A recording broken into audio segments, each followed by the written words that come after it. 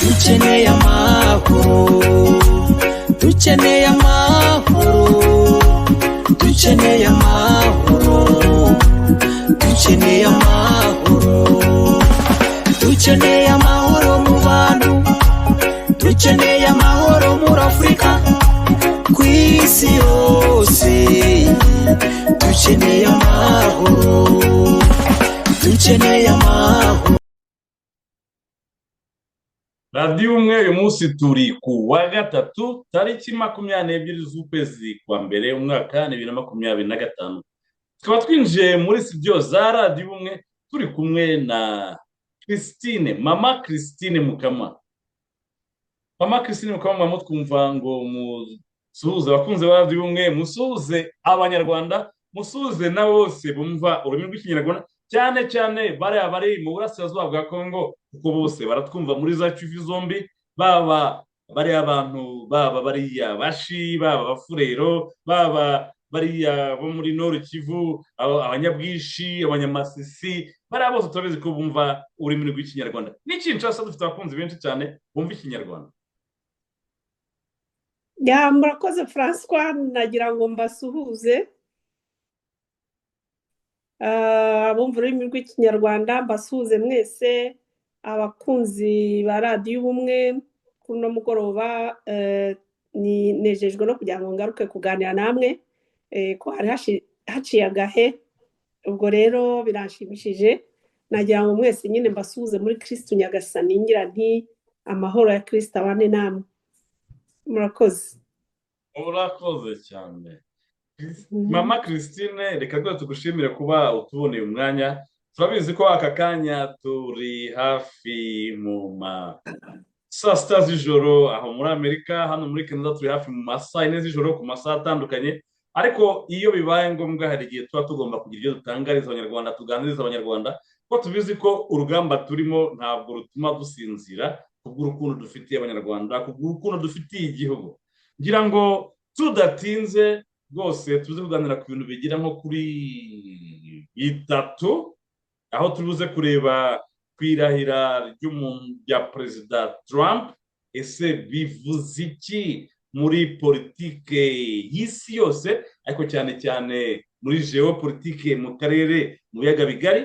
Tubuze kureba ku bijyanye no gusangira kwa Paul Kagame n'abadiplomate i Kigali, byahise bikurikirwa none na Perezida wa Congo Felix, nawe wahise ahamagaza, amaze kumva ibyo Paul Kagame yatangaje i Kigali, anamutuka cyane ko ari idiot. Ariko bikaba tubizi neza ko ari intambara zirimo kumugendekera neza muri Congo, umwana wese burya yakoze ibintu ntibigende uko bishaka arashya imigeri. Iyo bya Paul Kagame twabonye yikurunga hasi arashya imigeri, atangira kuvuga ko ngo umuntu bita Faci atigeze atorwa manda ya mbere n'iya kabiri, mu gihe Paul Kagame ari muri manda ya 4 yafashe ku bwa Kalashnikov n'inkota. Ibyo twese tukaba tubizi.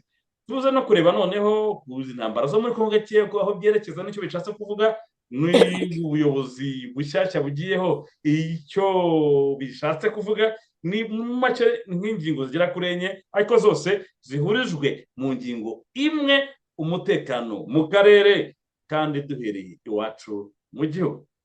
Haba nifuza mvuga ngo madamu mama Christine Mukama, mumaze kumva ijambo rya Paul Kagame amaze gusangira n'abantu, abadiplomate amaze kubagaburira, ubundi agatangira kwita abantu inyana z'imbwa, cyo kuba n'ibisanzwe hariyaho si ubwa mbere n'abakobwa biwe tujya twumva tukabantu ko ari inyana z'imbwa.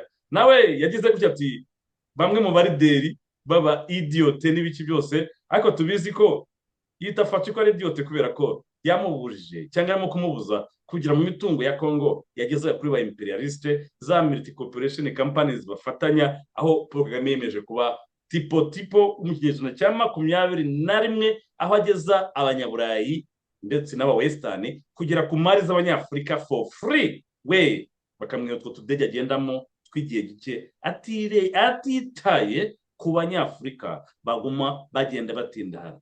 Iki kibazo wakibonye gute, aho ubona nka perezida wa repubulika ashobora gutinyuka akifatira kuri mugenzi we? Mu Rwanda iyo bagize manda ya mbere ya kabiri ya gatatu ya kane, ntuzumva abakongomani bagira icyo bavuga, bireba abanyarwanda.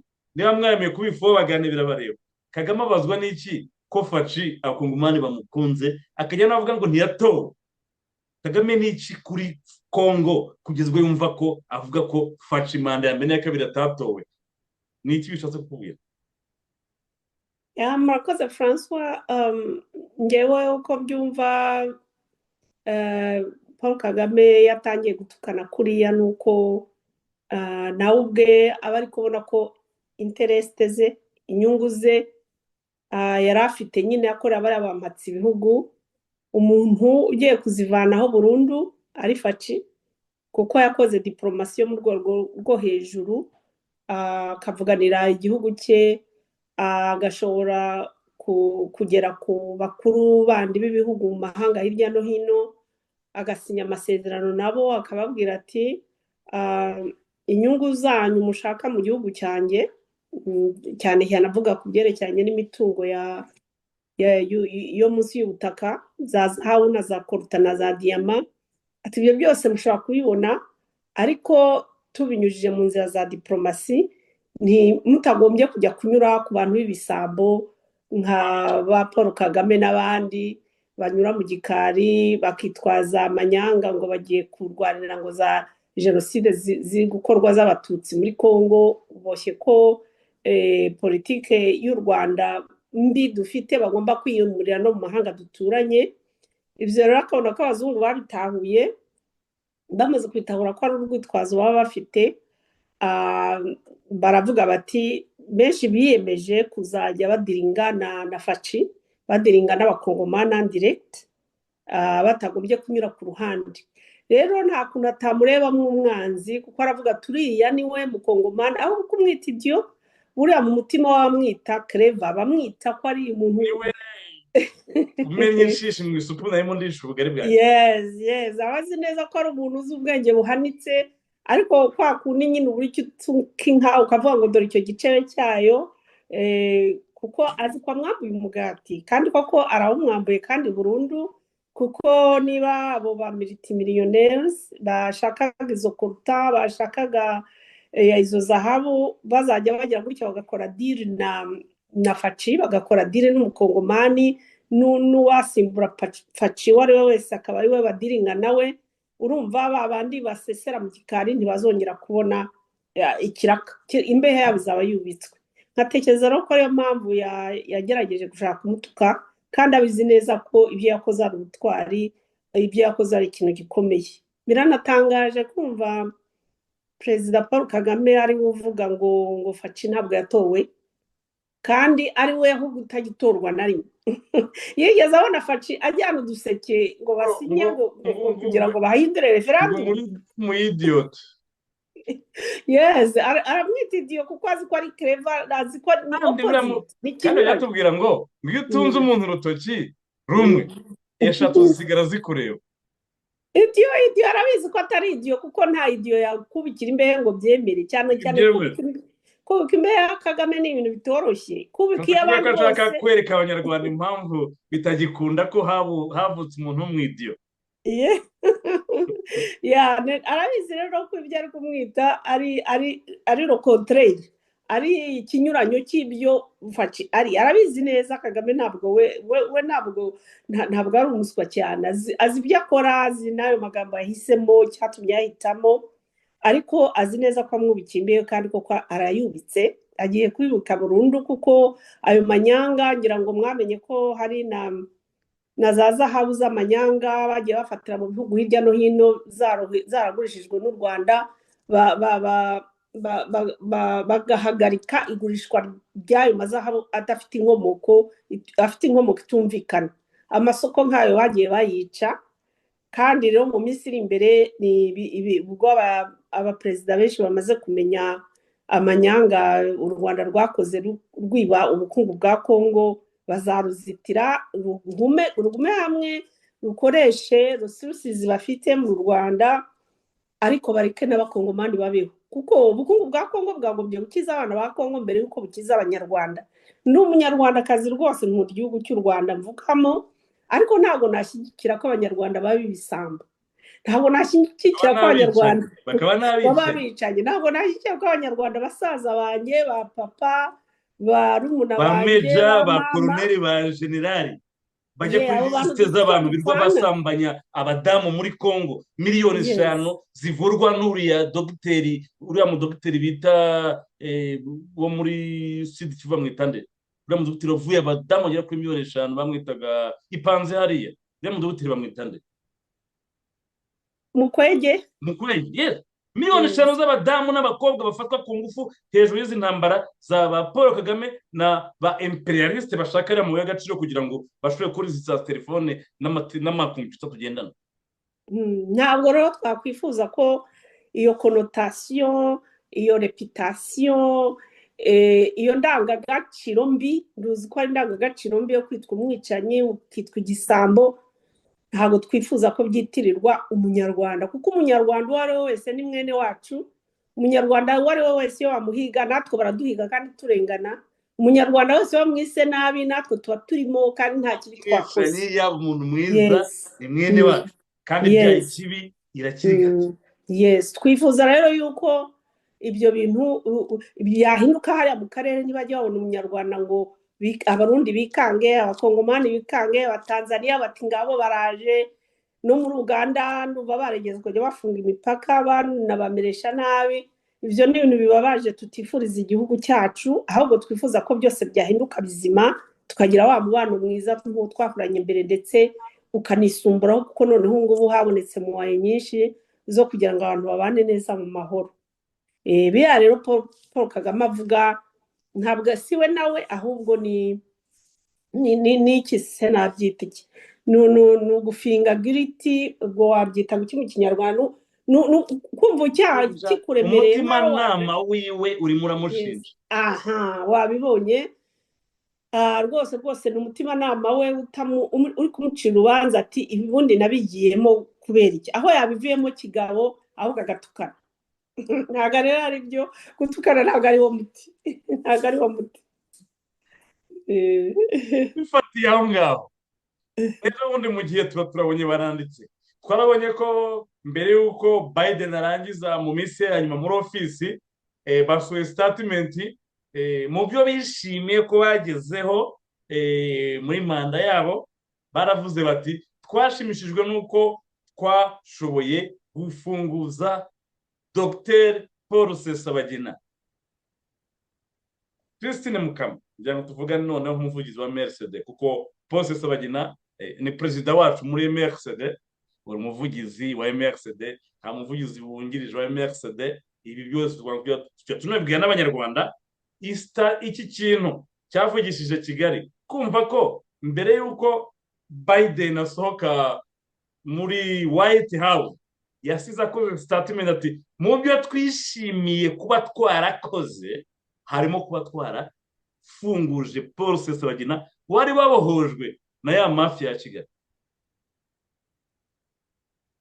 Byaradushimishije cyane, kuko ndumva inkuru twarayibonye mu gihe.com nicyo cyabisohoye. Ubu abanyarwanda bari hanze bya bifobagane byo muri diaspora n'ikiza ntorekazi tubivuza tutabivana iwabo, bavuga ngo turimo turahimba inkuru, biri mu gihe.com.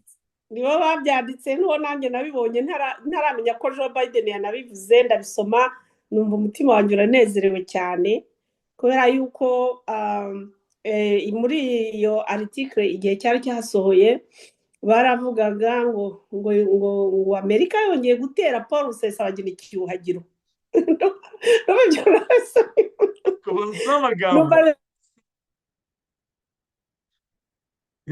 bamuteye icyuhagiro. Turi muri Amerika tutarabimenya ko babivuze, none ndasecinga asanga ko yabivuze, numva ndishimye ndanezerewe.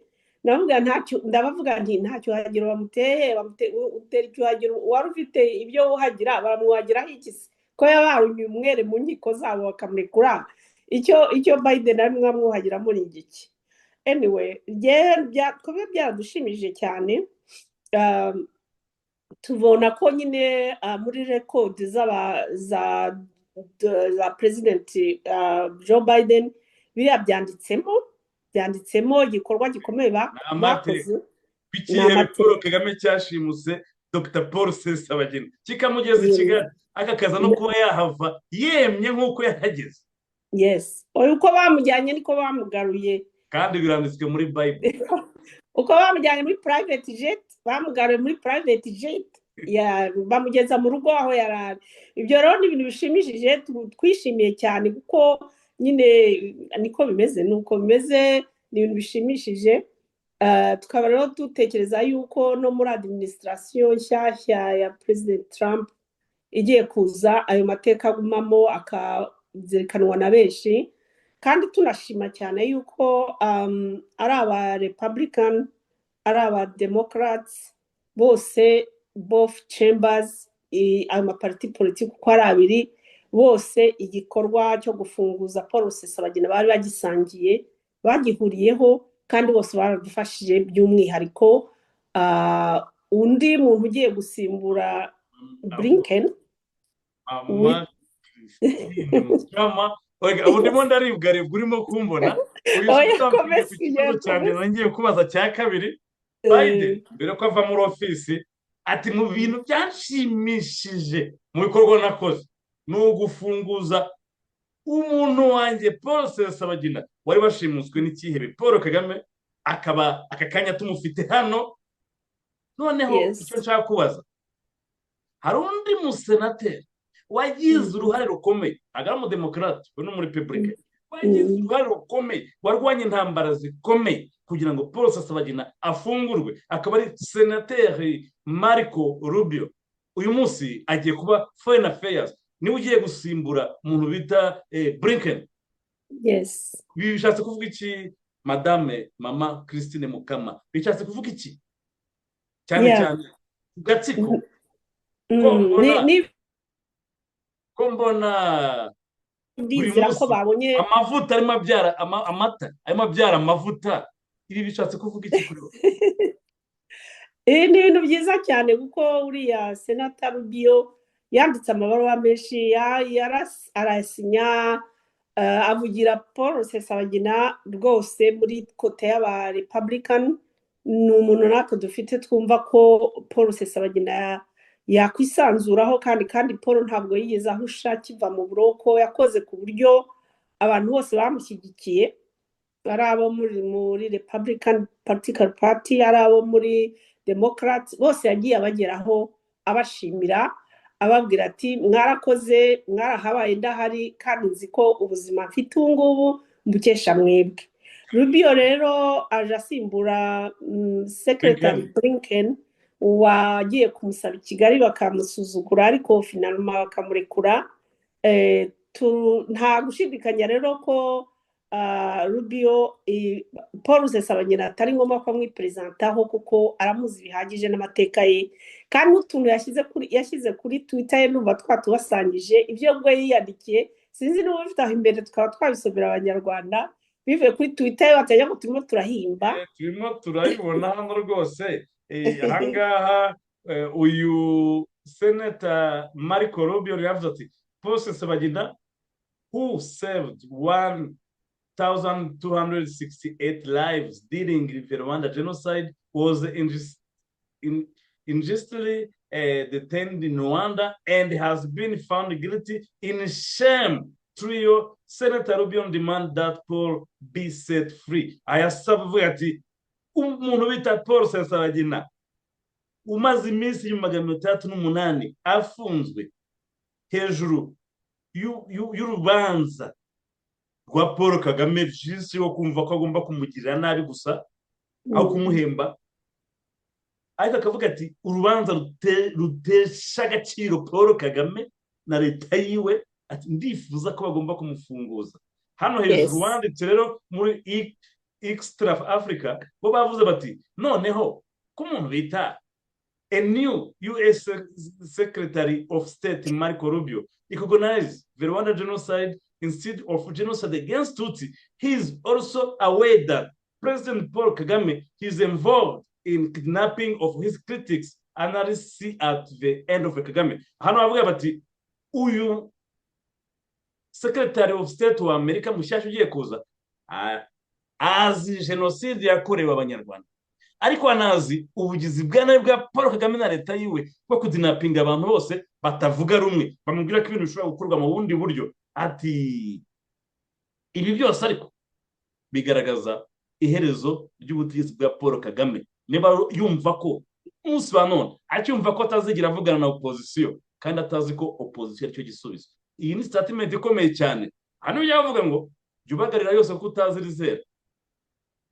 Uyu Robinson nubwo yakiri senateri, Kagame nabwiza atekereza ko cyangwa agatsiko iri aguma Kigali ntibatekereza ko ashobora kuzaba Trump azagarukana nawe. Ibi ntabwo biza bitekereza. Aho yavuga ngo bagarira yose ko ntuzi rizera. Ibi bishatse kuvuga iki? Kubona uyu umuntu bita uwari Secretary of State icyo gihe yari Blinken, yarwanye urugamba rukomeye cyane ku muryango Paul Rusesabagina ndetse no kuri Mercedes. Baduhagazeho nka Mercedes kuko bazi ko Mercedes ni igisubizo ku banyarwanda. Ni ubumwe, turashaka ubumwe, imiyoborere myiza, demokarasi, amatora adafifutse. Ibi byose imiyoborere myiza y'abaturage, abantu bose bafite uburenganzira ku gihugu cyabo, ku byiza by'igihugu, apana agatsiko kikubira ibintu bimwe. Uyu Blinken ni umudemokrate, ariko n'uyu musenateri nawe yari mu nkweto zimwe na Blinken. Uyu munsi noneho ugiye kuba secrétaire d'État wa Trump ku gatsiko. Nitukuza mu kiganiro by'u turaganira bigakomereye. Urumva bishatse kuvuga iki? Ko kakanya tubona ko ni inkuru nziza, ni ibyishimo kuko iyo ufite abantu bakomeye nka bariya basanzwe bazi histoire yawe, basanzwe bazi ibigwi byawe, basanzwe bakuzi, bazi aho utuye kuri umurezi guhagaritse jenoside kandi wayitangije. Yes, bazi byose. Iyo ubabwira ntabwo uvunika, ntabwo uvunika ko dosiye y'indege n'abaperezida babiri iri New York byose birahari. Yes. Bivuga rero hari abantu nyine bari batubwiye bakavuga ati ariko se mwebwe nk'abantu bo muri Mercedes uriya mwumva tutagendesheje ubwo Joe Biden yafunguje Paul Rusesabagina none manda ye ikaba irangiye, ubwo ntibijyananye nawe. Turavuga tuti ariko ntabwo Paul yigeze ashyigikirwa n'abademokrati gusa, ntabwo aribo bamushyigikiye bonyine. Abadepite bo mu mpande zombi n'abasenators bo mu mpande zombi baramushyigikiye. Ikindi kandi twibutsa abanyarwanda, tubibutsa ko Paul abamugize intwari cyane, abarukonesheje ubutwari bwe imbere y'abandi muri ayo maparti politike yombi, aba Republican nibo bamuhaye wa mudari wa igihembo cya presidential medal yagihawe na President Bush, kandi President Bush ni umu Republican. Bivuga Bush nawe arahari n'umusore nuba mwaramubonye ejo bundi. Arabizi ahubwo buriya ahura niyo tuvuga ibyo ari byo byose wa mudari yamuhaye mu bantu bashimishijwe no kubona Rusesabagina agarutse hariya, agarutse muri Amerika. Nzi ko na Bush arimo igakana n'agasuzuguro. Small boy like Paul Kagame akaza gushimuta umuntu waho umudari na perezida wa Amerika. Erega niyo yavuga ngo simbizi buriya aribyo bita kwipasa muremure ukibagirwa baguhaye umugati. Ibyo byose icyo nkundira Amerika nuko bo ntabwo bafite politiki iciriritse nk'iyacu muri Afurika. Umuperezida wavuyeho n'uvuyeho baba bagifite ijambo, baba bagifite icyubahiro, babahererekanya ubutegetsi neza mu buryo bwa demokarasi.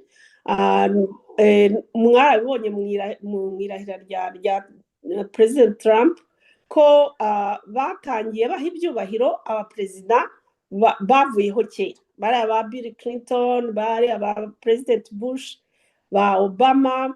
Rero ni ikimenyetso gikomeye cya demokarasi ya nyayo tuba twifuriza Afrika, abanyafurika bo badashaka kumva. Muri Mercedes niyo dushaka. Yes, nicyo twifuza ko abantu bajya bavaho bahererekanya ubuyobozi, warangiza manda zawe ntujye gushaka uduseke ko kwikoreza abantu guhindure ngo constitution, ahubwo ukareka mugenzi wawe mukajya mu matora yagutsinda kandi ntibibe inzika n'inzigo ntufunge ntuze ngo barafinda umwice. ntufunge Yes. barafinda ko yavuze ko afite imigambi 200 y'uburyohe butatera diyabete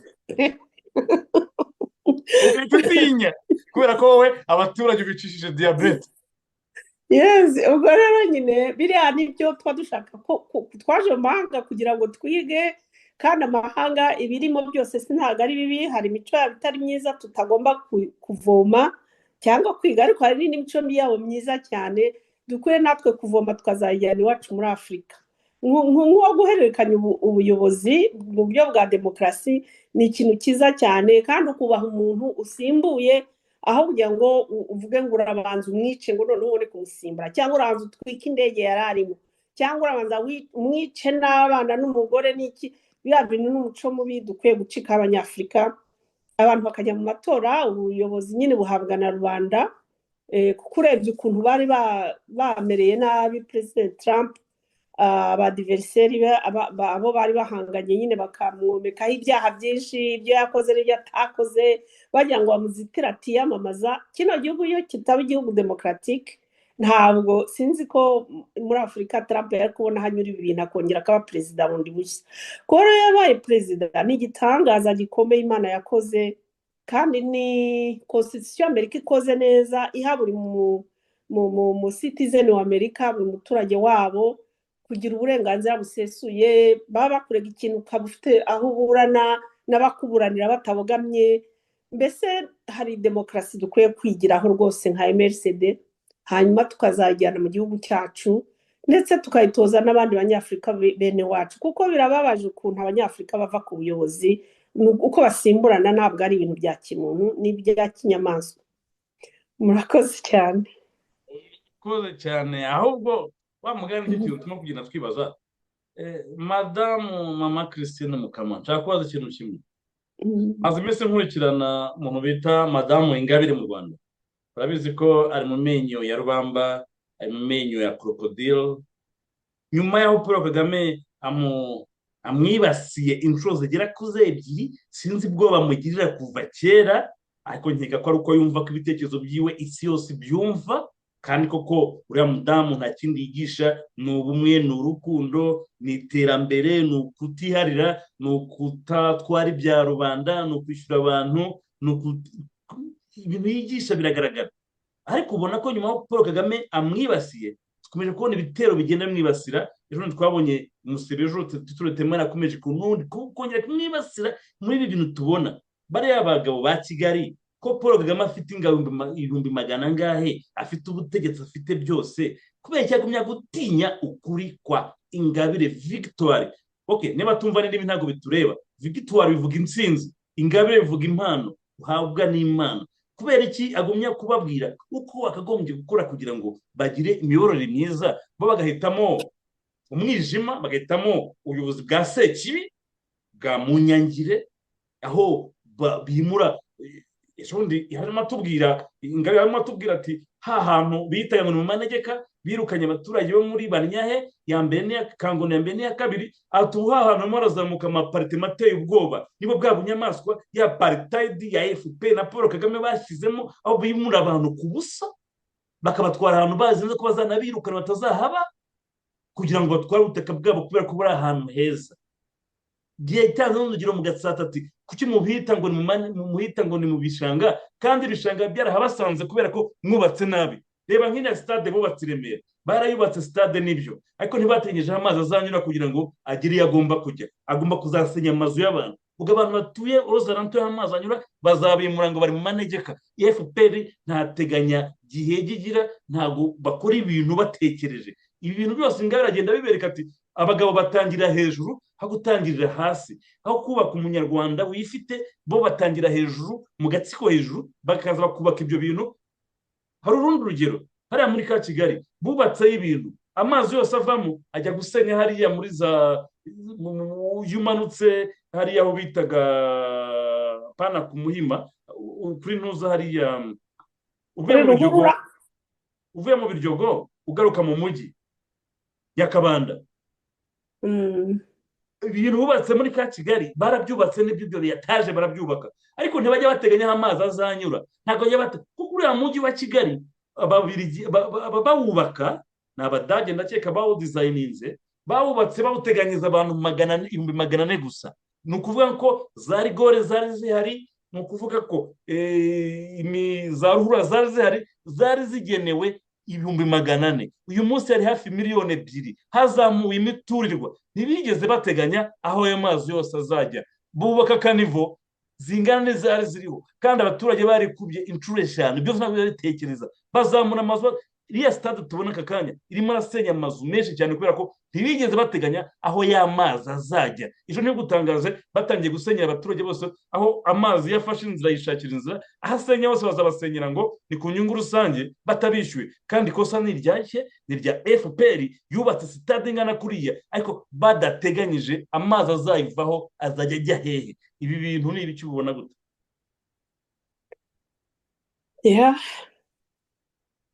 nyine ntabwo iterambere ry'abaturage ari ryo ribashishikaje. Ikibashishikaje ni amafaranga, ni bizinesi zabo, kuko usibye na muri Banyahe hari n'ahandi henshi bagiye basenyera abaturage, babambura ibyabo, kandi ntibabaha ingurane.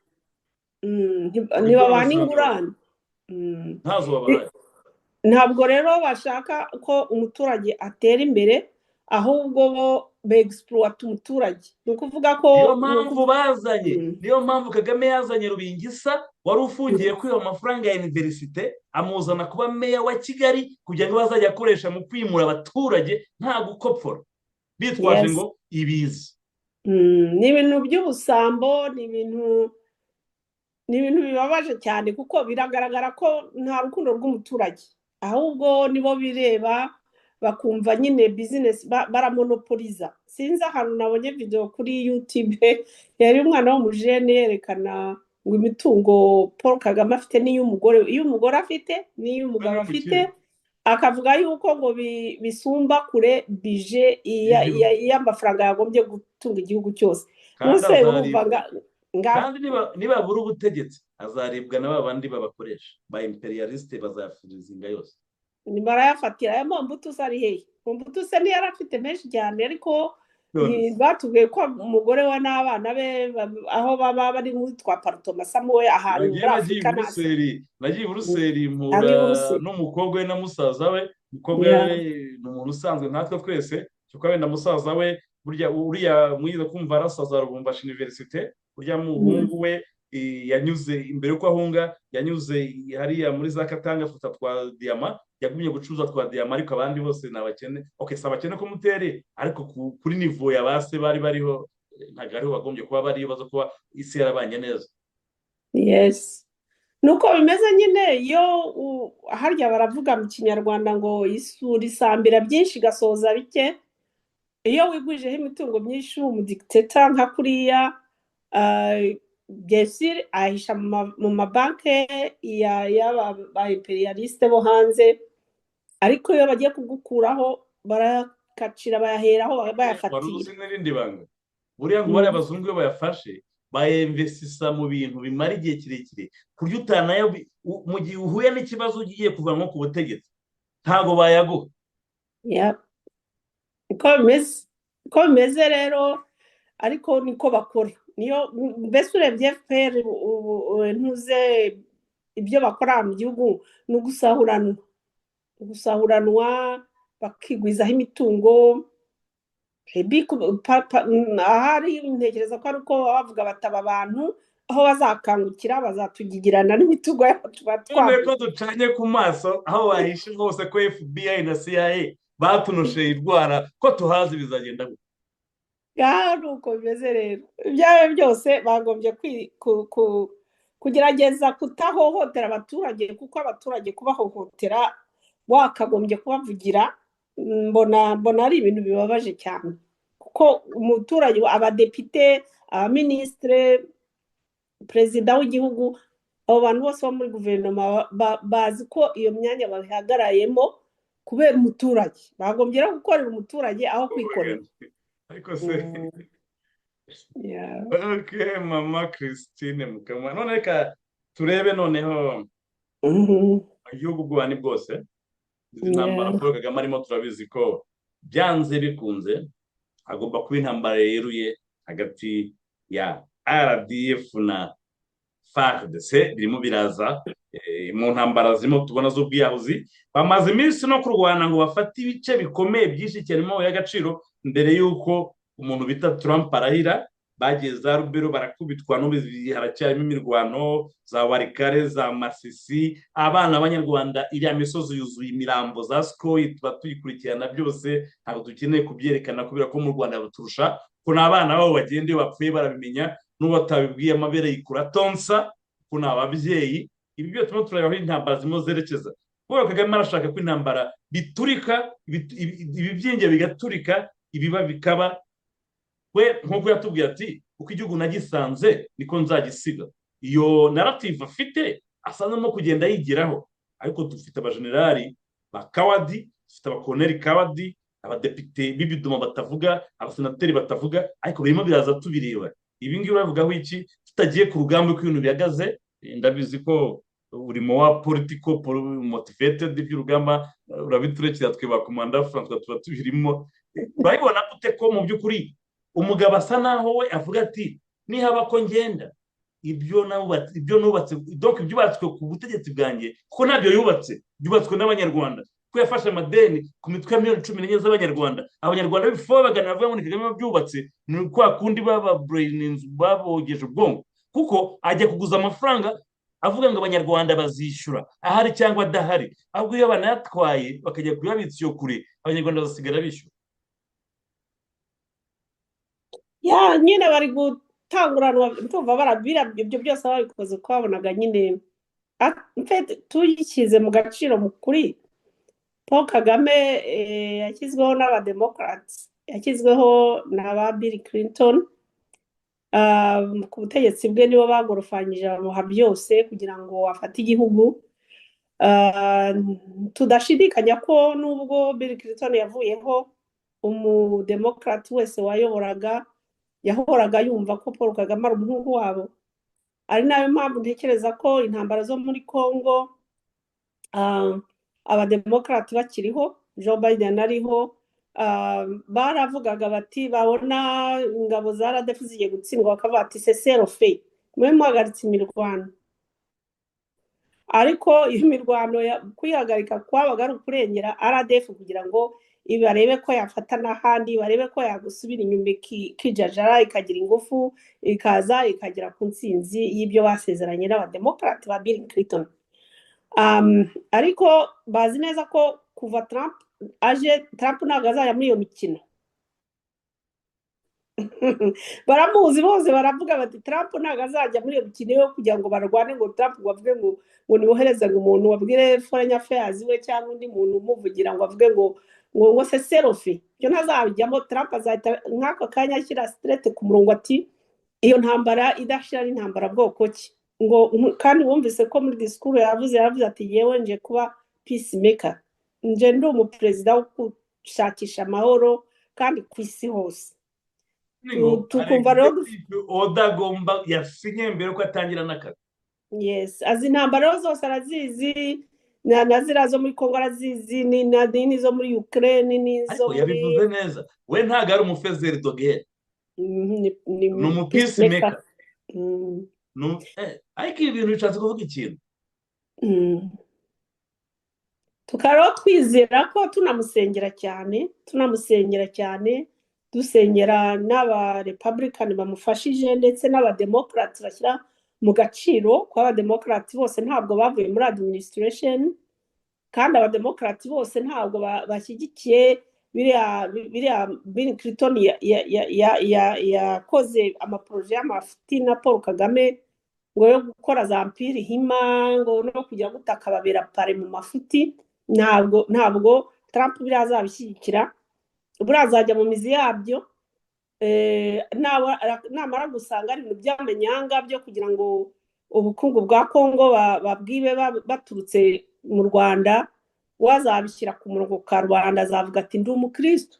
Trump ashyira ubukristo imbere azabati asenze kandi bonayizinga ko mu byo yemera ari umugore n'umugabo. Ibyo kuzana ngo ari abantu bihindura bagira gute iki n'ibikizo n'essence ni umukristo.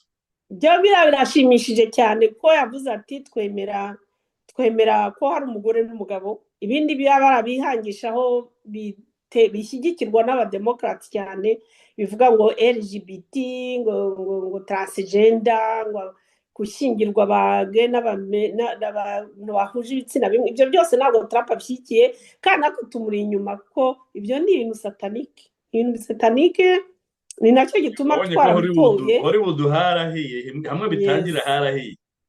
Twaramutoye, turamushyigikiye kugira ngo agarure ikintu cy'ubukristo muri Amerika cyari gitangiye kizima, cyane cyane nko mu mashuri abanza, mu mashuri makuru haba habujijwe ngo kwigisha iyobokamana n'ibiki. Trump ashaka kugarura Imana mu muco w'Abanyamerika nk'uko byahoze mbere, nk'uko yanarahiye akavuga ati bari bagiye kundasa, Imana ikinga akaboko, ugutwi sasu rishaka ugutwi, ati that God who saved my life, ati that same God is gonna make America great. Ati iyo Mana yantabaye ikankiza, ni nayo Mana izamfasha ariko buriya ntabwo ariyo Mana yavanye Daniel mu rwobo rw'intare buriya. C'est la même chose, nibyo rwose. Umuntu rero uvuga Imana, umuntu ushyize Imana imbere mu byo akora no mu byo avuga, byesira avuga ngo ni impubutsi, ngo n'ibiki byose, ntabwo ari angel, ntabwo Trump ari angel, afite amakosa ye. Ukiraho hari umupasiteri w'umwirabura nabonye ukiri jene mu myaka za 30, yarasenze nanjye ubwanjye numva ngize nani, uriya hari ibintu, kandi iyi si irimo irahinduka. Paul Kagame batembera Imana, basenya amasinagoge, basenya babayeho kuva kera, bamugana n'ibisanzwe n'iki byose, ariko Trump ibintu ahuzamo n'Imana, kandi Imana ariko ko bamurashira live tubireba twarabibonye, iya Mana yatumye isasu ridafata mu jisho cyangwa rifate mu mutwe ryahuranye, imufitiye umugambi wo kuzana amahoro, kandi mu gatsiko ntabwo bazabigiramo amahirwe, ntayo bazagira kuko bakiriye ibendera ry'abatinganyi. Ntabwo rero kwa Trump ibyo tubishyigikiye. Trump ntabwo abidije. Ibendera ry'abatinganyi rizamuye i Kigali, ariko n'amafaranga. Ese twabaye abatinganyi ryari mu Rwanda? Umbaze erega Magana yavuze ngo hazaza rwa burindi urya n'uruhaga ruzabitwa abantu n'iki twose n'iby'abatinganye n'ibiki byose. Bakira ngo ni idini rya Satani, bisize aho ryatangiriye. Byose birahari, n'abapfumu wabonye muri FPR bamupfumuriza, ni byinshi cyane. Ibyo bintu rero ntabwo Trump azabishyigikira, ahubwo natwe twatse umuriro tumubwira tuti hariya rwose bariya abademokarati bakoze hariya bajyana Satani mu gihugu cyacu, nibayivaneyo Satani igende ituvuye mu gihugu. Christine Mukama mbabarira, ngiye nzagushakira umwanya wenda haba next week cyangwa haba muri weekend tuzakora ikiganiro kindi kirambuye, ko hari ibintu ushaka tuganiraho mu mibereho myiza y'abaturage, mu miyoborere myiza y'abaturage, tuzabiganireho. Ariko ngira ngo noneho muri umwanya wa none, urebye ukoresheje mu ndorerwamo ngari nk'umuvugizi wa MRCD, turimo turareba buryo muri geopolitike haba ku isi ukuntu map irimo kugenda ihinduka, haba mu karere izi ntambara tubona, aho Paul Kagame bisa nkaho agiye guhangana na SADC yose, agiye guhangana n'ibihugu hafi ya byose, na Amerika irimo kuyamuza kuvamo, yanga kuvamo n'iki byose, uretse ibisambo bimwe by'aba imperialiste, izi kampani za multinational companies ziba zimukoresha zimugurisha izo mbuna n'ibiki byose. Ariko turabona aho byerekeza. Nubuye butumwa waha bari abategetsi ba Kigali, specifically kuri bategetsi ba Kigali, ndetse n'ubutumwa bwihariye ku Banyarwanda, kugira ngo ejo n'ejo bundi batazagwa mu mutego nk'Abanyarwanda baguyemo mu 1994, kuko niho bishyira.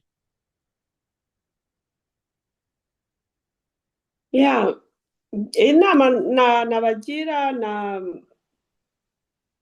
ni uko icyo nabwira nk'abantu turi kumwe muri MRCD byo ni ugukomeza urugamba rwo kwibohoza diplomatikoma, tugakomeza kumvikanisha ukuri kw'ibibera iwacu, kuko ntibyumvikana ukuntu twaba dufite impunzi zimaze imyaka irenga 30, itangiye kurenga 30 ziri hanze. Hakaba hari intambara iruhande rw'igihugu cyacu mu gihugu cya Congo imaze nayo imyaka irenze 30. Abantu bo ku isi bose bakajya bicecekera, ahubwo bakavuga izindi ntambara cyane ziri hirya no hino, ariko izi wacu ntibatekereze umuti baziha kugira ngo bive mu nzira, biveho, birangire, abantu babone amahoro, impunzi zitahuke, ubuyobozi bunasimburwe, kuko nk'umuntu iyo atangiye gutegeka imyaka irenze 20 biriya bintu biba bikabije. Niba hano muri Amerika urugero ni nka Trump yategetse imyaka 4 bamukuraho baramutsinda, arongera agenda, ariko ntiyaheba, arongera ariyamamaza, arongera nanone aragarutse, noneho bakabona hari umuntu wabaye perezida. Kugeza mu magingo tukaba tumaze guhindura abaperezida bagera kuri 5-6 muri Amerika, twebwe mu Rwanda tugifite umuperezida umwe. Ibyo bintu rero byo guhererekanya ubutegetsi, abantu bagasimburana neza mu nzira za demokarasi, nibyo dukwiriye kwinginga amahanga yose tuvugana nayo, amahanga yose dukorana nayo, abantu bose twandikira, tukavuga tuti ibingibi mukora ni byiza, ese kuki mubikora iwanyu ntimubishyigikire n'iwacu? Mubona ko twebwe abanyarwanda tutari abantu? Mubona ko twebwe abarundi tutari abantu? Mubona ko twebwe abakongomani tutari abantu? Niba mubikora iwanyu mukaba muzi ko bigwa neza abaturage banyu, ntibigere baba impunzi. Kubera icyo abaturage bacu baba impunzi imyaka ikagera muri za 30 mutaradufasha, kandi ari mwebwe muba muri gushyigikira ubwo buyobozi buriho sur place kugira ngo bukomeze bukandamiza abantu. Iyo mubaha imfashanyo mukabagira akara kajya he, barakomeza bagaheza impunzi hanze. Mwebwe ari abaturage banyu baheze hanze, icyo gihe mwakwishima. Yes. Ibyo rero nibyo dukwiriye gukomeza turwana urugamba tuzarwana, si urwo gushaka abasirikare, si urwo kurasana n'imbunda, ahubwo n'ubwo gukora diplomasi tunyujije kuri connaissance dufite, abo tumaranye iminsi hano muri Amerika, mu Burayi, hirya no hino, tugakomeza urwo rugamba kugeza igihe kari agatsiko kazavira ku izima kakavuga kati ariko wa mugani abanyarwanda ko bagiye kumara imyaka 40 kandi abanyarwanda bene wacu, uwareka tukicarana tukaganira, uwareka tukakuna muri icumu tukicara hasi tukaganira, tukareba niba tutagira icyo twageza ku gihugu cyacu dufatanije nabo. Biyonsire ndabizi hari abanyarwanda benshi bajya babirwanya, barampamagaye bambaza ikiganiro Paul yari yakoze ku bunani, bavuga ati mwumva mwebwe mwaga muri iki ku buryo agatsiko kabemerera kuganira namwe, nta ngabo mufite, ntimurimo mu Rwanda, nta byumba mwafashe, na Habyarimana yanegosiye nawe uko baramaze gufata byumba, mwebwe mwumva muri iki ku buryo none ndababwira ni pressure hano Tusiza wagenari.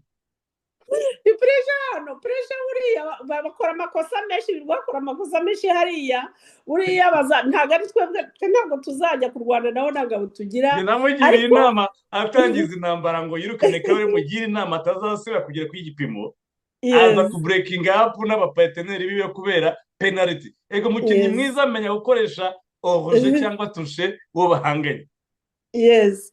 Ubwo rero nyine buriya ntabwo niyo pressure nta niyo twebwe dusaba ntituzi kwisaba, ariko kubera agatsiko amakosa kagenda gakora mu karere, amafuti menshi kagenda gakorera abaturage, hari igihe abaturage bashobora guhagurukana ugasanga n'akarere kose karabahagurukanye kati muraturembeje, twe twibereye hanze nta kintu twanakoze. None se Sadek yageze hariya amahanga akababwira ati ariko ubundi mumaze imyaka irenga 30 mukora ibiki, mugira mute agakarere mwarakayogoje, kandi Kabarebe yarabyivugiye, akarere twarakayogoje. Nose niba babyivugira hari ibyo tubavugiye. Ubwo rero turabizi genocide made in Rwanda. Bashaka kwijyana muri Congo birangiye n'ubundi bajyana he? Tanzania. Murekera mubihorera bakomeza bikorera, nibo bazizanira pressure. Ubwo rero pressure bagiyeho, hari igihe pressure yabajyaho bati Christine, uribuka kera mu biganiro twakoraga yakunda kukubwira ngo mudacika intege, ibyo twifuza gukora agatsiko kazabidukorera. Uyu munsi murabibona yes niba bazabyikora ntacyo twese twakora iki ikindi kandi twabasaba n'ibiganiro ngo batwemere baradusuzugura ngo turi bigarasha ariko ni ukubihorera tukabatega igihe agakambye ugatega iminsi Yes. Yeah. niko abanyarwanda bavuga ngo igihe niwe mukunzi mwiza. yes igihe ni ikintu gikomeye cyane gitanga solution kandi twebwe turi abanyamahoro nka perezida Trump nk'uko yavuze ati ni peacemaker urukundo twigisha ubumwe amahoro kubana neza ibyo twigisha muri message ubumwe no kuri radiyo ubumwe kandi twebwe nibyo twigisha. yes naho duhagaze rero abanyarwanda batabyumva ariko nta kibazo ntabwo twajya impaka nabo muri aya maza nyine ya mbere bava ati murasimbutse murashaka kuvuga ibi n'ibi ngo imbabazi n'ibiki ntabwo ushobora gutanga imbabazi utabonye igihugu gusa n'ibitekerezo tuba twifitiye tugira ngo tubwire abanyarwanda kugira ukwizera kudakwizera kudataho. Mama Christine ntabwo nciye mu ijambo. Yes. Ubundi ngira ngo ibintu byumvikane neza bakunda kubimbaza atazagera ugira kubimbaza. Hari abantu batwistinga story bafata akantu gato bagatwistinga ukuntu ubundi utanga imbabazi byagenze gute niba habaye ubutabera niba habaye urukiko niba habaye urubanza tudaporo umuntu utahanwe n'itegeko yahabwa imbabazi kishoboka wamubabarira iki abantu bazi icyo gutanga imbabazi bivuga kubera iki babigira big deal ngo utanze imbabazi ngo okay nakari gaciyemo ibyo nta nubwo byadutesha igihe imbabazi zitangizwa n'ubutabera tudaboro abanyabyaha bagahanwa hakaba habaho amnesty ibari ku butabera bwabaye icyo no tuvuga bikumvikana ariko ibyo ngibyo nta nubwo twakwiga tubijyaho impaka nabo turabihorera bagatekereza uko babyumva ariko twebwe tuba twerekana ibitekerezo byiza kandi byubaka mu mugambi dufitiye abanyarwanda kandi nta nubwo iyi ariyo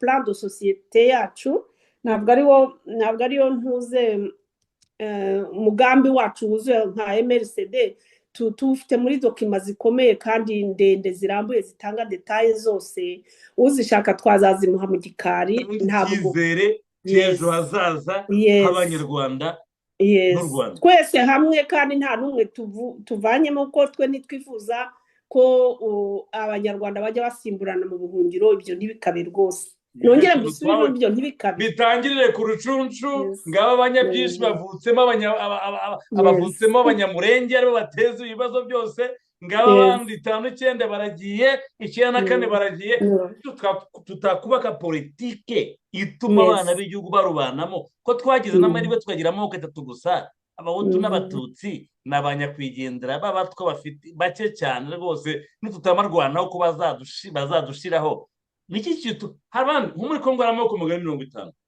Yes. Muri Uganda ntuza amoko n'amoko akibo dufite abiri kubana bikatunanira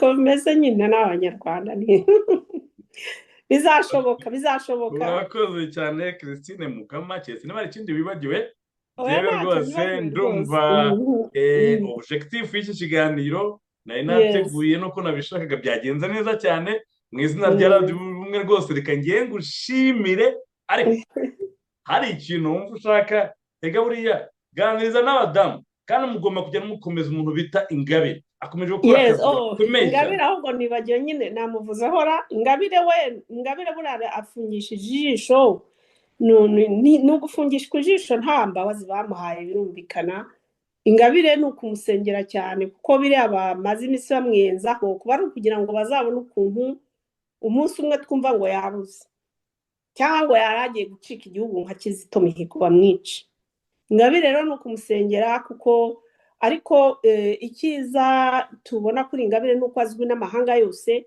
naho kugira ngo bamurigise ntabwo bizaborohera ariko tugomba kumusengera kandi abantu imigambi ibaye Ingabire bafite ntahitaniye n'imigambi natwe twifuza bifuriza igihugu cyacu neza bayifuriza ibyiza ni ukumusengera rero kandi tukamenya ko abo muri opposition twese ntitugaterana amacumu ahubwo tujye duterana ingabo mu bitugu hanyuma ikindi nitwumva n'abadututse twe tujye tubasabira kandi duhore tunezerewe kuko tuzi ko Imana iri ku ruhande rwacu. nkaba rero nagira ngo mbwire n'abadamu bose bahaguruka b'intwari rwose b'abanyarwandakazi bashimire dushimire idamange iryamugwiza nguyu hano nguwo idamange iryamugwiza intwari duhorana na Karine Kanimba nawe kandi tumwifuza n'urugo ruhire. Karine Kanimba yakoze akazi gakomeye cyane buriya, bari benshi cyane ba Ingabire ba Idamange ba Karine, hari ni benshi cyane, ariko n'abandi barwana intambara zo kuri YouTube, nubwo haba harimo abatubwira amagambo akakaje, mujye mubareka nabo bayavuge, kuko hari igihe biba ari terapi, hari igihe biba ari ukwivura kuri bo kubera guhungabana kw'intambara. Ntabwo tugomba kubifata personnel ngo wumve ngo ibintu ngo byacitse, urabihorera, kuko niba nkanjye njye nakoze. Christine Mukama uri umukristo, uri umugatolika. Kibeho ivuze byinshi kuri bo mu buryo bw'imyemerere. Niki wabwira abakunzi ba Kizito Mihigo? Icyo kibazo cyane kubashije. Abakunzi ba Kizito Mihigo, Kizito Mihigo waracyari ku rugamba.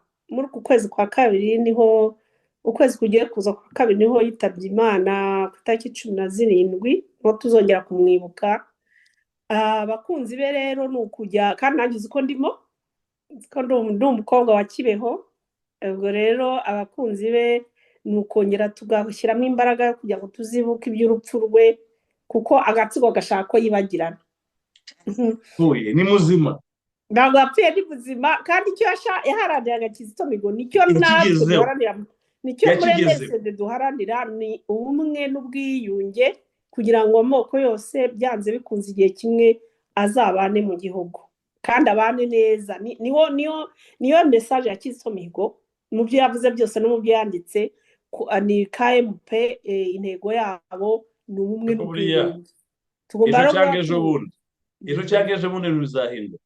Kizito Mihigo imbere ya Convention Center miriya rompowe ijya i Remera, ijya Kacyiru, igaruka mu mujyi, tuzashyiramo statue ya Kizito Mihigo uko bizagenda kose. Oya, n'ikibeho nyirizina. Numva abantu batahutse, kari agatsiko katakishyiraho imbaraga zo kubuza abantu kwibuka ababo. Natwe Kizito ni uwacu, twamwibuka abanyakibeho, tukamwubakira monima ikibeho, byaba na ngombwa umubiri we tukawimura tukawujyana ikibeho, kuko badusuzuguriye umwana, bamwica nawe, bagira ngo ntitwababaye, kandi turacyabizirikana. Usibye ko turi abakristo tubabarira, ariko Kizito ntabwo tuzamwibagirwa, tugomba no guhora tumuzirikana. Kandi wari uzi ko kuva Paul Kagame yodarinze urupfu rwa Paul rwa Kizito, he is no longer the same person. Urushyi rw'Imana rwaramukubiswe, nibwo twumvishije za kanseri, nibwo twagize gute.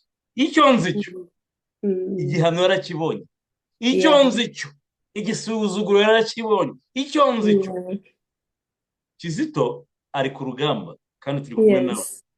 Badamu ba hano muri Toronto, sigira numva ko ari ni Kigali, hano muri za Hamilton, bahise bavuga ngo Kizito n'ubuzito bwe tuzababwira ngo total ibyo bavuze hari ibyo bazabazwa, nibatagira ibyo babazwa nabo ubwabo bazigaye, kuko Kizito ni igisubizo ku mitima y'Abanyarwanda benshi. That's true. Ngaho reka mbashimire rero rwose.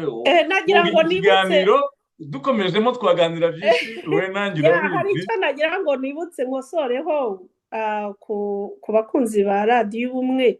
Hari amaradiyo mwumvise anyita Mukamana, ntabwo nitwa Mukamana, nitwa Mukama Christine. Niryo zina ryanjye, niryo zina officiel mfite ku ndangamuntu, muri passport n'ahandi hose. Ntabwo nigeze mpindura n'amazina kuva ndi muri Amerika, nayo mazina nitwa niyo nkoresha, ni officiel. Nicyo nagira ngo nibutse ko numvise hari abashaka kugira ngo wenda kumwe abantu uhindura amazina kuri social media. Ntabwo nigeze nihindura, n'amafoto ari kuri social media nkuko nanjye kuva mu nda ya mama na data nitwa François Mutuyemungu. Ntabwo twihindura amazina, ntabwo turi bifobagana.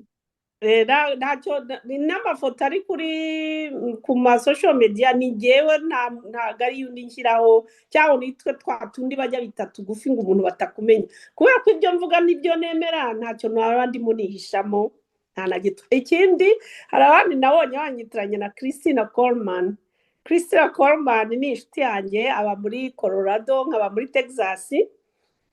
Turi inshuti. Ikindi kandi mushuti wa Trump muri Republika wuzuye turi abarepublika ese barajya he rega gikomeye cyane rega mu gatsiko hari ibintu bikomeye cyane. Nicyo nagira ngo nkosore ku banyarwanda banyura kuri social media bakabona bamwe bagize ngo Coleman ntago turi inshuti, turi abatrumpiste twese kandi mwese muri Christine kandi muharanira uburenganzira no kwishyura ukwizana kw'abanyarwanda. Ikindi duhuje nuko dukunda Imana nubwo tutari mu idini rimwe. Ni byiza rero turi aba sisters.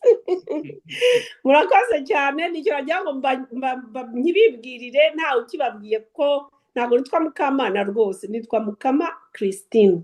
Murakoze cyane. Reka tubashimire mu izina rya radiyo umwe nk'ibisanzwe mwari kumwe nanjye François Mutuyemungu. Ni iby'agaciro kuba twagize mama Christine kama muri studio za radiyo umwe, umuvugizi wa MRCD. Tujye tubwira n'abanyarwanda ndamwungirije muri MRCD, akaba n'umuvugizi wa PDR Humure ya Paul Sabagina, nkaba ndi vice perezida w'ishyaka rya RRM.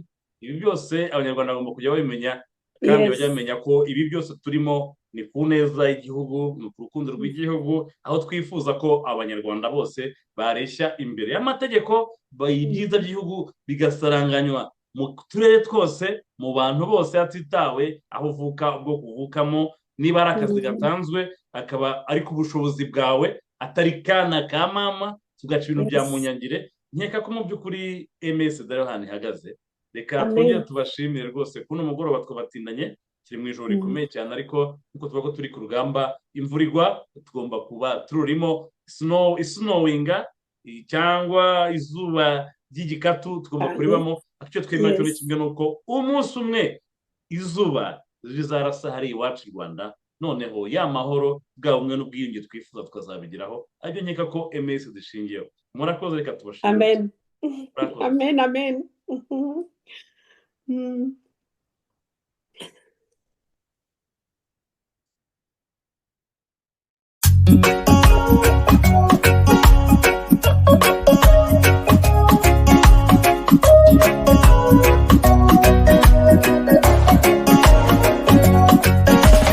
Dukeneye amahoro, dukeneye amahoro, dukeneye amahoro, dukeneye amahoro, dukeneye amahoro mu bantu, dukeneye amahoro muri Afurika, ku isi yose dukeneye amahoro, dukeneye amahoro.